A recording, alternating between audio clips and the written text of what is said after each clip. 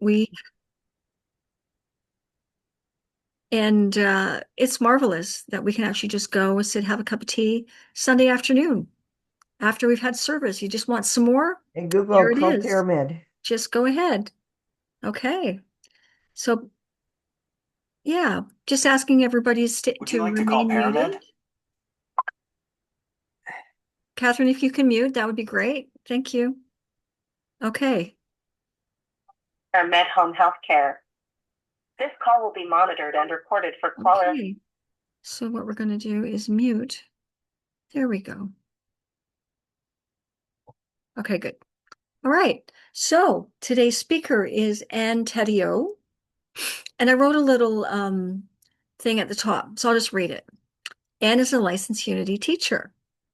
She's a mom to 3 adult children and a son-in-law, 2 dogs, 2 chickens, and a rooster. Who'd have thought? She's a spouse of Rev C, who is me, and although by educational design she's a planetary geologist, she has recently discovered her skills in the construction, carpentry, and bathroom creation departments of life. And it matters. So, Anne, we are so grateful for your presence today. And I'm just going to stop share and put you on the big screen so everybody can really just see you. So bear with me for a second here while I go. There we go.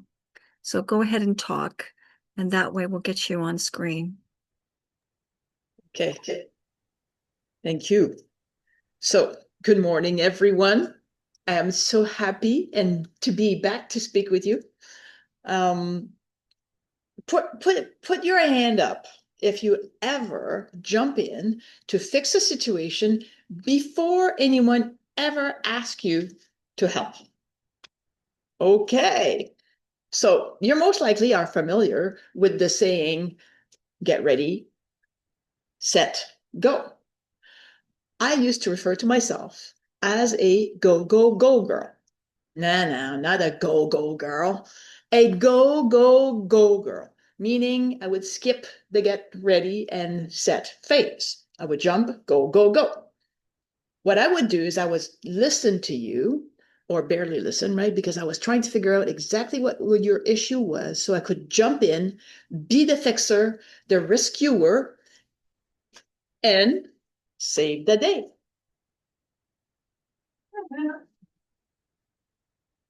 I call that the superhero syndrome. Have you ever behaved as a go, go, go girl or a go, go, go boy too? Yeah. What's behind your cape? So we all want to help. We want to be useful. We want to make things better. But sometimes, without realizing it, we're not making things better, but we might be causing more harm than good. And this is for ourselves or for others. Being generous, helpful, and loving are beautiful human qualities. But what if what we thought was being generous, helpful, and loving had more to do with staying in control and managing messy situations? See, love and care are very different than worry and control. I invite you to join me in a reflective moment about why I jump in the role of rescuer or superhero. You may want to write down a few notes for yourself about what comes to you when hearing my possible motivation for becoming a rescuer or superhero. And you know what? You may have others too. But so why do I jump to the role of rescuer or superhero? I want to avoid conflict. I don't want to waste time with dealing with feelings and emotions. I don't want to relive past experiences. I truly don't want to see people hurt.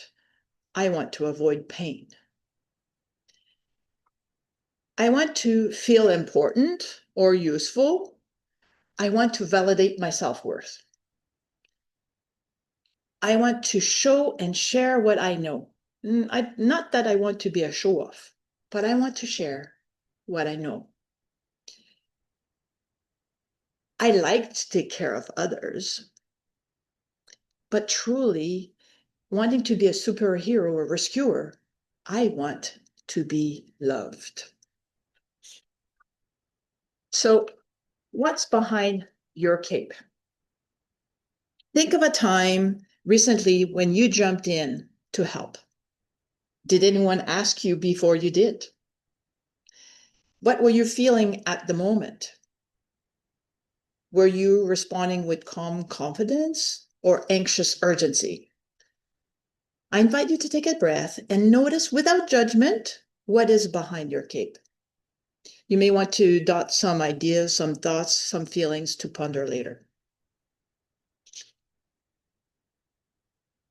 Let me share with you a Bible story that beautifully illustrates the impulse to do, fix, serve from a place of anxiety or need for control. In the Gospel of Luke, chapter 10, verses 38 to 42, we find the story of Martha and Mary, two sisters, two approaches.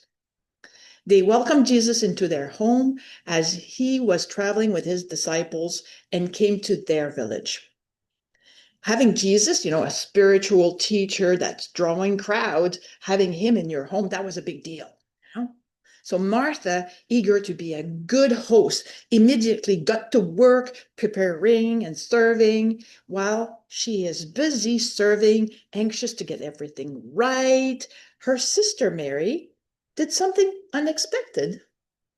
She simply sat at Jesus' feet, listening intently to his words. Wow, frustrated, Martha comes to Jesus and she complains to him about all the work that she's doing by herself. But Jesus responds gently to her. Martha, Martha, you are worried and distracted by many things.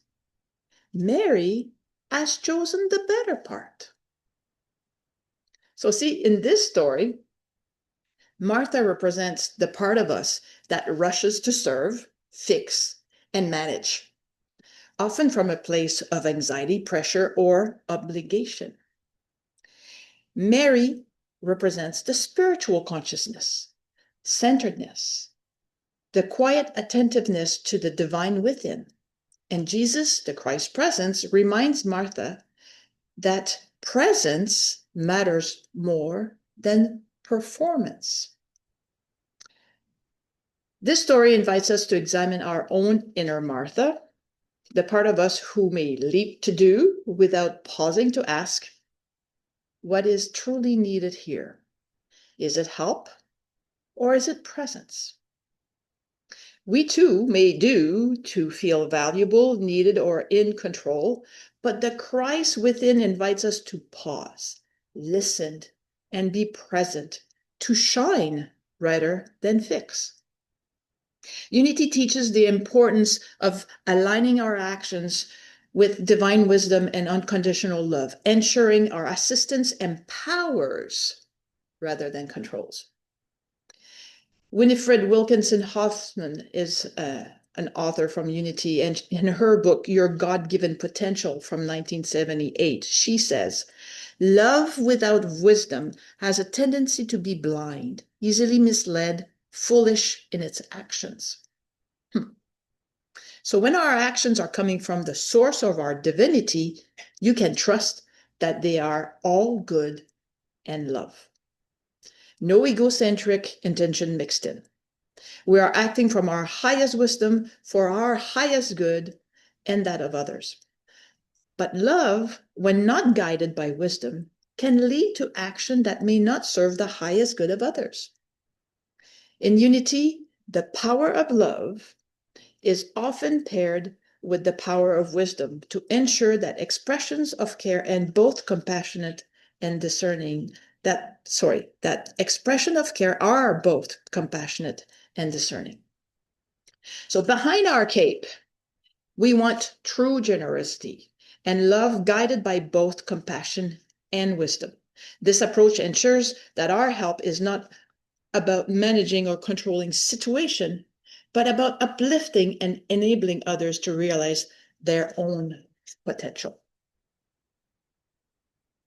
I guess what I'm trying to say is that superheroes are not always what is best to the world.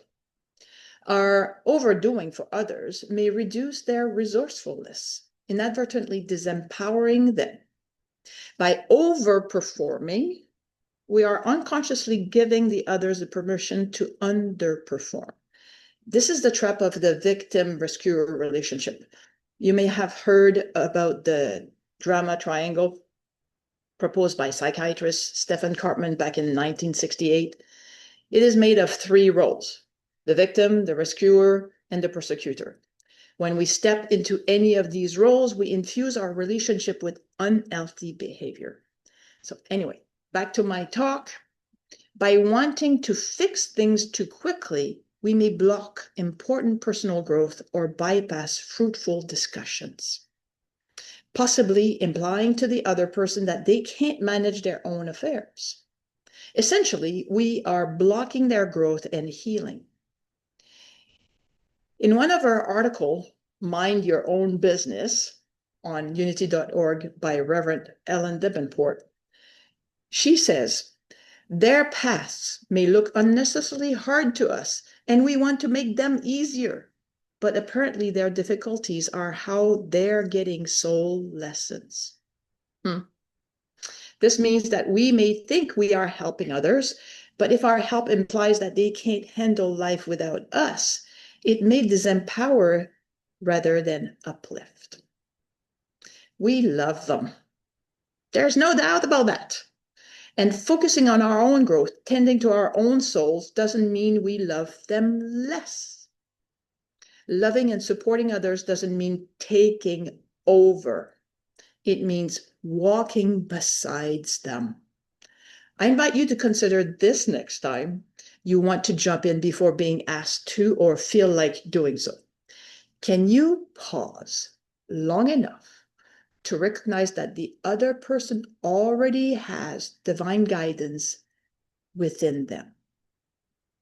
That their journey, difficult or messy as it may be, is part of their soul's unfolding. Back to the idea of rescuer and superheroes. Do you think it's healthy to be a rescuer or a superhero? Most rescuers or superheroes take on more work or duties, even when others are responsible. They tend to always find some crisis near needing their help. Are you looking out for crisis? When people come to you with problems, do you feel as though you've let them down, or they may reject you if you don't solve their problem? Even if they never ask you for help? Do you feel indispensable even while struggling to meet your own needs? Is it healthy to be a rescuer or superhero when rescuing becomes a habit and traps you in a reactive loop?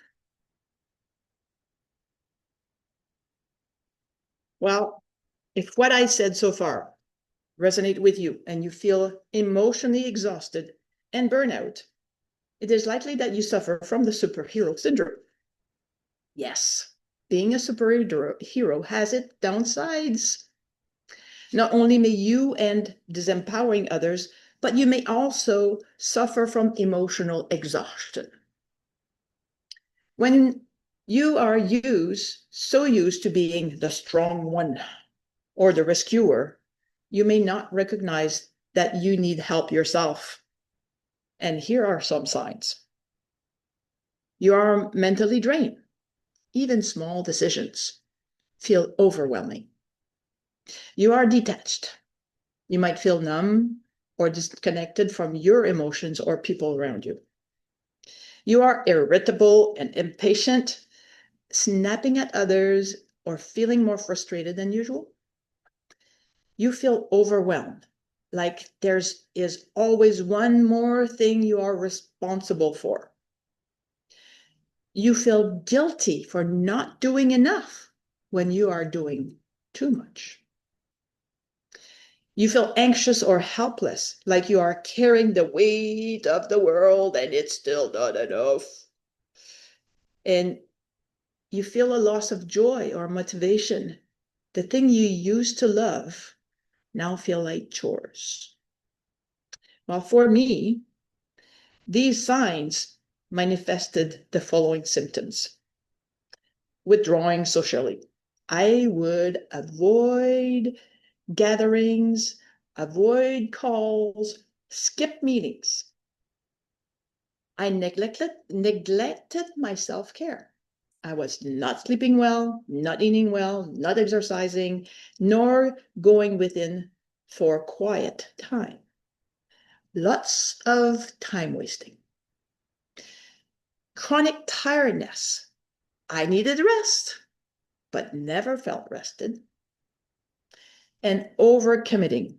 I continued to say yes while quietly falling apart. Well, if you recognize yourself in any of these signs and symptoms, be kind to yourself. It is quite normal to feel any of these signs or symptoms at any given moment.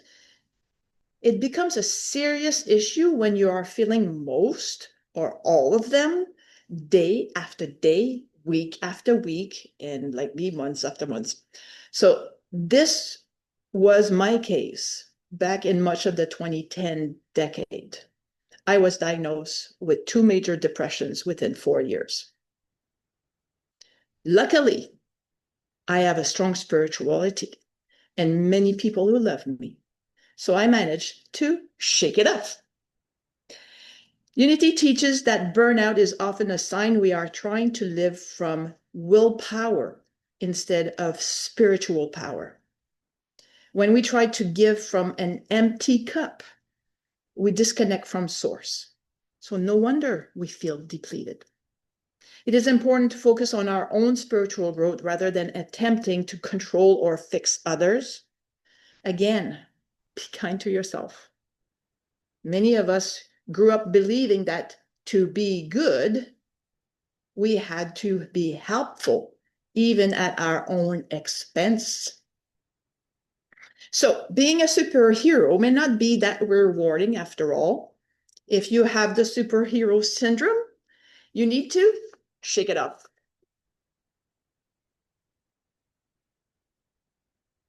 So I know, I hear you, but tell me, but Anne, people love superheroes. Yeah, well, why is that? If there were no victims in anything, anywhere, would we need superheroes? If we did not have a strong need to please, would we suffer from the superhero syndrome? If you don't identify with the rescuer role, you may not fully understand the strong need to please that those of us who do experience.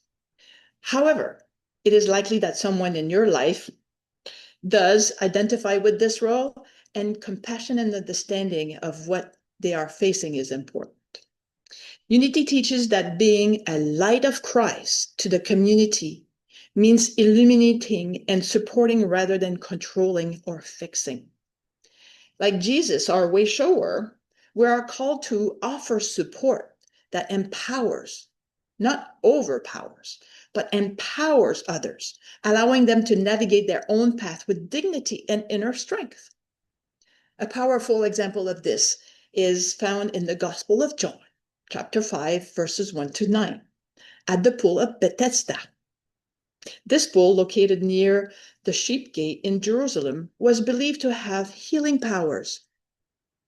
When the waters were stirred, the first person to enter was thought to be healed. Among the crowd gathered there was a man who has been unable to walk for 38 years. And Jesus sees him lying there on his mat, hoping for someone to help him into the water. Instead of rushing in to fix the situation, Jesus asks, "Do you want to be made well?" Oh, wow. It's such a curious and profound question. Jesus doesn't assume, he doesn't carry him to the pool or force healing. He invites the man to claim his own power by saying, stand up, take your mat, and walk. And by all means, the man does. This is conscious support in action. Jesus recognizes the divine potential within the man and calls it forth. He trusts the Christ in the other. Real transformation happens when we help someone awaken their own divine power, not when we carry them. That is how we empower the Christ light in others, not by doing it for them, but by holding space and offering the kind of support that affirms their wholeness. Remember the saying, get ready, set, go? You need to start with get ready. Know yourself. In order to help others, it starts with self-awareness and taking care of yourself first. What is your purpose? What are your needs? Am I avoiding something in myself or for myself by focusing on others? Then before helping comes the set phase. Know what's needed. What do you want? In a given situation, before jumping in and risking feeling resentful, ask yourself, what do you really want? What are your needs? What does the other really want? What are their needs? You need to be a true active listener and help the other fully express themselves, their feelings, and their emotions so that they can articulate a reasonable request.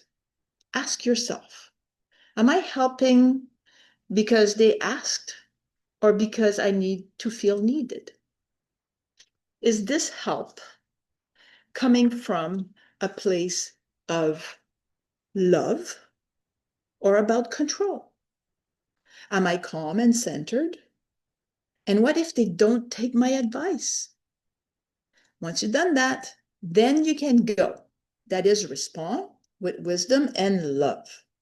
If it is for you to act, don't be a superhero. Be a conscious supporter by holding space and asking questions rather than giving answers. It is about being supportive and not taking over. Think of a lighthouse. The lighthouse doesn't chase after the boats, does it? It just shines. It does not go nuts when the boats go the wrong way. It just waits. It trusts in its power, its light. It is at peace and has patience. Us too. We have our power of wisdom. It is our light. It is the light. So let it shine. Myrtle Fillmore, I love Myrtle. She wrote, as you learn to see the fullness of God's life and love and power and substance in others, you will know that you need not pour out your own for them. You will have the knowledge and the light to call their attention to what they have to prompt them to use it. Don't you love Myrtle, co-founder of Unity? If you are seated in your power of wisdom, you are tapping into the light of God, the one power, the one presence. Shining that light, you are the best help anyone can ask for. The lighthouse never jumps into the waves or take over steering the boats. It just stands firm, steady in its truth. Shine so that through you, others can see the way. So Reverend Ellen Davenport, in her article, Mind Your Own Business, she writes, we torment ourselves with what others are doing or not doing, especially if we love them. We want to fix them, heal them, set them straight, all for their own good, of course. So, to recap what I spoke about today, while our intention may be rooted in love and care, overextending ourselves to manage others' life can lead to emotional exhaustion and may inadvertently disempower them. It is by practicing self-awareness and setting healthy boundaries, focusing on our own spiritual path, and trusting others to navigate theirs, that we honor others' autonomy and support their personal growth. I use the Bible story of Martha and Mary to illustrate the impulse to do, fix, serve from a place of anxiety and need for control. Martha is doing, the rescuer superhero. She is our human personality, caught in external actions and control. Mary is being, the conscious supporter. She is our soul receptive to divine guidance. And in this story, Jesus is the Christ presence within that calls us back to the presence and wisdom. And the Bible story of Jesus and the man at the pool illustrates how to support without rescuing. The pool of Bethesda is the outer means of healing we think we need, while the man is our own sense of powerlessness or victimhood. And Jesus, again, is the Christ presence, reminding us we all have what we need within, and his invitation to stand up and walk means to claim our divinity, our divine authority, and our inner strength. So these two stories invite us to move from being like Martha, anxious to fix and serve, to being like Jesus at the pool, rooted in divine wisdom and empowering others to rise. So this week, I invite you to reflect or journal on the following. Why do I rush in? What am I avoiding? Why do I need to feel in control? And I challenge you to be the lighthouse. Don't be a fixer. Be a calm spiritual presence for someone. See how it feels to hold space without needing to solve. Let your light guide, not push.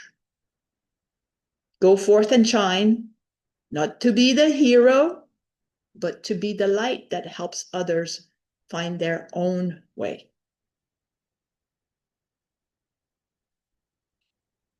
Now, let us take a moment to move inward. Allow yourself to become still. I invite you to gently close your eyes if that feels comfortable, and begin by bringing your awareness to your breath. With each inhale, feel life feeling you. With each exhale, let go of tension, concern, or self-judgment. Breathe and let go. Notice the challenge. No, notice the gentle rise and fall of your chest. Inhale and exhale. Let each breath bring you more fully into this moment. Now, let your body soften.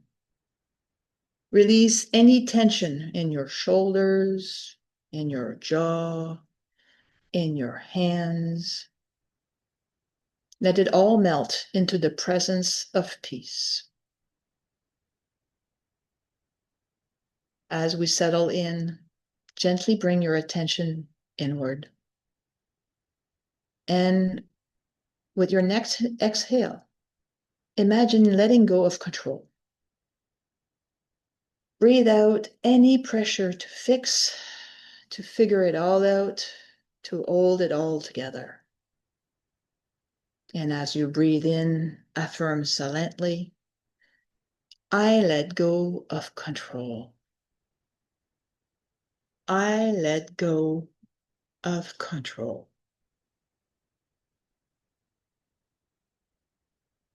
Now, imagine yourself stepping into the quiet sanctuary of your inner being.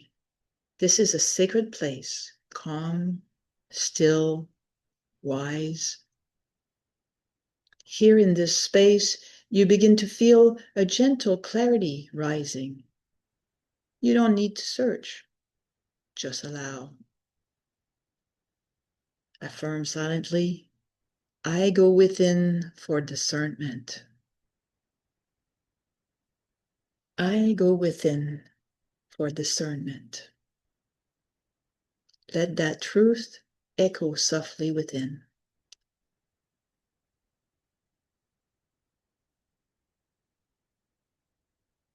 Now, imagine your inner ear opening, your spiritual hearing attuning. You listen, not with fear or urgency, but with openness, with compassion, with love. Affirm silently, I listen with love. I listen with love. You are listening for the guidance that comes not from outside, but from the divine within you.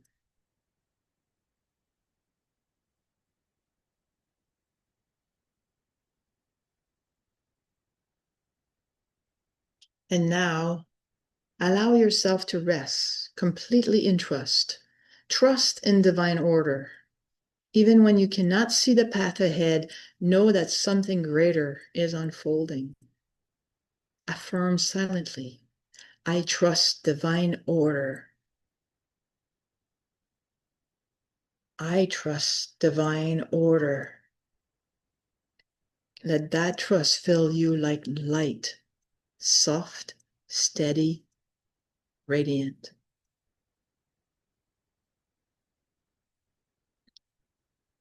Let us gently return now.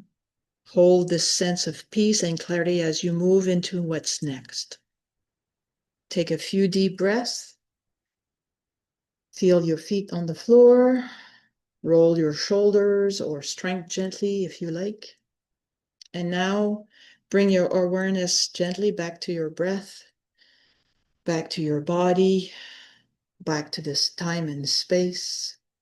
And when you are ready, slowly open your eyes. You return grounded, clear, ready to walk forward in truth.